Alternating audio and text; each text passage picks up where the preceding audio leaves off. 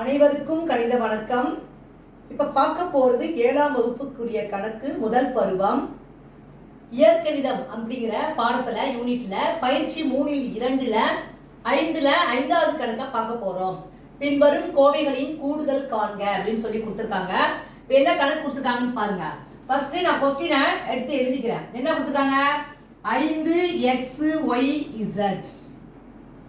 Minus 3xy comma 3zxy minus 5yx.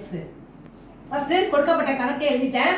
இப்போ அடுத்த step நம்ம என்ன செய்ய போறோம்? முதல் ஸ்டெப் கணக்கை கூட்டல் குறியீடை போட்டு சேர்த்து எழுத போறேன். 5xyz மைனஸ் 3xy அடுத்து என்ன இருக்கு? Plus 3zxy minus plus into minus minus 5yx. கணக்கை எழுதியாச்சு. அடுத்த ஸ்டெப் நம்ம என்ன செய்ய போறோம்? ஒத்த மாறிகளா எடுத்து எழுத போறோம். அதற்கு முன்னாடி இந்த கணக்குல பாத்தீங்கன்னா இங்க xyz இருக்கு, இங்க zxy இருக்கு. எப்படி மாத்தி இருந்தாலும் அது எல்லாமே ஒத்த மாறிகள் தான். எல்லாமே என்னது? xyz இருக்கு, இங்கே zxy இருக்கு. அப்ப இத நம்ம என்ன பண்ண போறோம்? ஆர்டரை மாத்தி xyz ஆக எழுதலாம். xy ஈக்குவல் டு yx ஆக்சுவலா. அதனால மாற்று பரிமாற்று பண்பு. இப்ப பாத்தீங்கன்னா 5xyz. அடுத்த ஸ்டெப் என்ன செய்ய போறோம்? இந்த இத ஒத்த மாறிகளா எடுத்து எழுதுறதுக்கு முன்னாடி இங்க என்ன இருக்கு பாருங்க? பிளஸ் 3 போட்டுக்கிறோம். zxy நான் எப்படி எழுதிக்கிறேன்? xyz ஆக எழுதிக்கலாம். அடுத்து பாருங்க மைனஸ் 3xy. இங்க எப்படி இருக்கு பாருங்க? 5yx ன்னு கொடுத்திருக்காங்க. அப்ப yx னாலும் xy னாலும் சமம் தான்.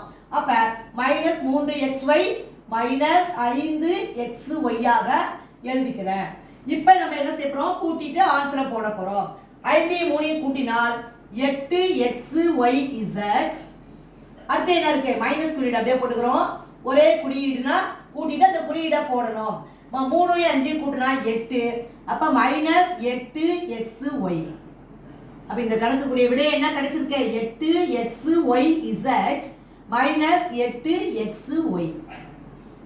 இந்த கணக்கை பொறுத்த வரைக்கும் மாறிகள் xyங்கிறது yx ஆக மாறி இருக்கும் பொழுது இரண்டுமே ஒரே சமம் தான்.